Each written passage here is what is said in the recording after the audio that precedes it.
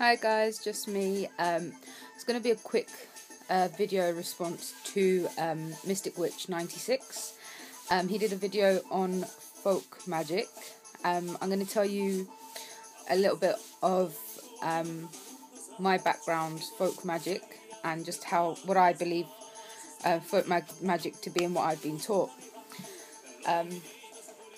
Firstly, I should say that I do have my roots in the Strega religion, mainly from down south on the island of Sicily. Both sides of my parents were witches. More, I think, on my dad's side than my mum's. My mum's side, they hid it more. But yeah, I won't bore you too much with the whole story. But back in the days when Christianity came along and came to the island, the Stregas, or the witches back then, had to hide what they practiced. They still wanted to practice, but they had to hide it. So what they did is they saw that the Christians who came were actually using a lot of their festivals, a lot of their deities, and just kind of changing it up a bit, giving them different names. So they decided to use that for their advantage. They would use the Christian or Catholic deities and certain prayers, and say that they were praying when actually they were doing magic. They then incorporated this into their folk magic as well, and certain things like removing the evil eye off of someone. It's passed down through, some people say female to female, male to male. Then some people say it has to be female to male and male to female. That's what it was in my family. So I do know how to do it, and I do know the prayers that they say.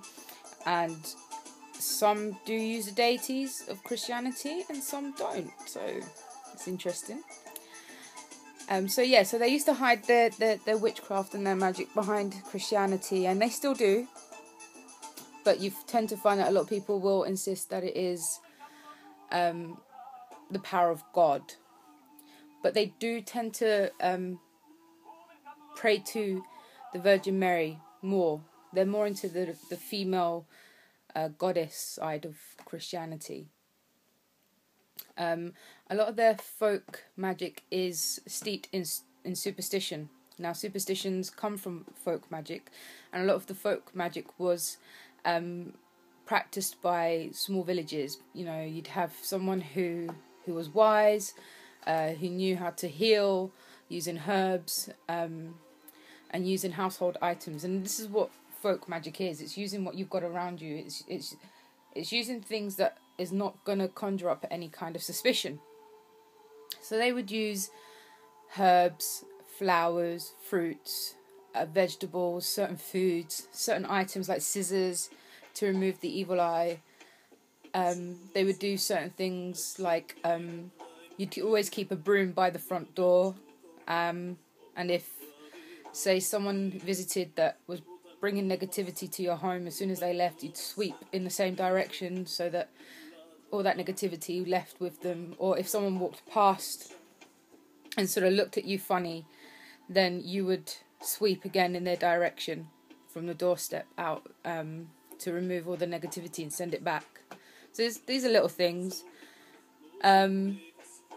There's other things. They would also use cooking as forms of magic. So a lot of the cooking, a lot of the teas and potions, if you want to call them that, they used to make for people to drink and eat, had magic in them. So folk magic is just that. It's using what's around you. It was superstitions, like, for example, at midnight of the new year, eat 12 pieces of grapes to bring good luck. Or there's another thing that we do in Sicily, is that the stroke of midnight you would eat lentils, because they symbolised money, with some form of meat. to bring in prosperity and for you to always have food on the table. You know, you'd always smash something, throw something old out so that new things came in. Putting new coins on the windowsill. There's just lots of things, and all of this is folk magic. Superstition, you know, it's folk magic. Planting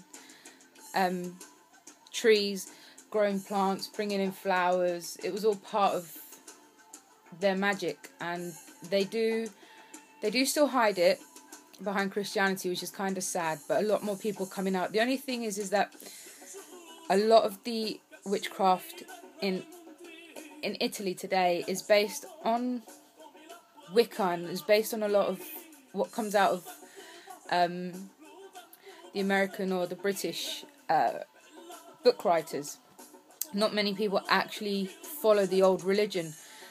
There's, I think, a couple of books out called The Old Religion or Italian Witchcraft, which I haven't read, but looking at what people have said and just sort of reading snippets off the internet, it's not as accurate. A lot of people will not tell you their secrets. It will be passed down.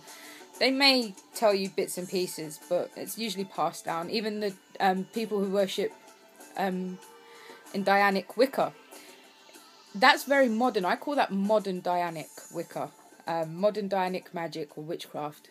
You know, there is a secrecy when it comes to the actual practice of worshipping the goddess Diana, which when you actually invoke her, she's called by a different name, which I can't say. And as well as her counterpart, Dianos, also known as Lucifer, and then their daughter, Aradia. And even the gospel of that, it's too Wiccarish for me. I could explain a bit more, but then I might get in trouble with, you know, the spirits for telling too much. So I might not go there. But yeah, it's my little protection dolly. I'm starting to think it's a boy, because sometimes at the front there kind of sticks up. So, but the name it gave me is more feminine, but we'll see. And that's one of my pendulums that I made. It's got amethyst and it's a quartz. Yes, I did make that. And behind, as you can see, is my book that I also made. I have many books which I've written, although I never used to keep a book of shadows, as some people call it. I sometimes call it a book of secrets or a book of spells or my family book, because we never used to write things down. Folklore, again, passed down by word of mouth. You don't write things down. A lot of people in Sicily were illiterate, so they never wrote things down. I've started to write things down. I've started to write things that I've learned from other people, things that have come to me in my dreams, things that my ancestors have told me to do. And some of the actual old tradition, the old religion practices, just for my, you know, for when I have children or for people I trust, because I don't want it to you know, to fall off and become a myth. In the background, as you can hear, some traditional sort of Sicilian folk music. But yeah. I'm doing this here, by the way, because I've actually got something going on my working table or working altar for somebody, and I don't want you to see it. It's actually working pretty well, so fingers crossed. But yeah, folk magic. There's a lot of secrecy behind it. Not too much I can say. Might give a few spells here and there, ones that I am allowed to give. And yeah, we'll see. Superstitions, folk magic used for hiding witchcraft. A lot of our folk magic has Christianity attached to it. Although a lot of people call themselves Christians who do follow the old religion, they're not Christians, they're not Catholics. They sort of hide behind it. It's because they've been used to it for so long, they just carry on doing it. So we do use some of the deities, but we do know that the deities in Christianity or Catholicism do come from the old religion. So you will find a lot of similarities, you know, in the Virgin Mary with other goddesses. Even in the Virgin Mary's son, you'll find he has a lot of similarities with other gods as well.